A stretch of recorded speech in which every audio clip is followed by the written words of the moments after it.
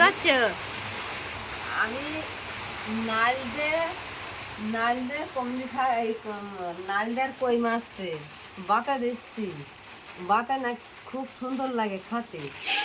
না, নালদে আর কই মাছ দিয়ে বাতা দিচ্ছি, মশলা দিছি, জিরে আদা ঝাল বাটনা করে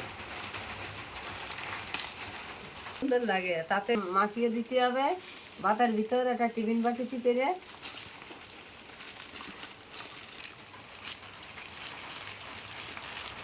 বলো। নাও, লবণ দিচ্ছি,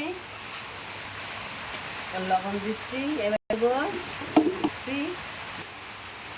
হলুদ দিয়ে মাখাই নিচ্ছি, ভাতের ভরছি টিফিন বাটিতে ভরে। এই ভাতে এই যে আমার গুছানি হয়ে গেছে।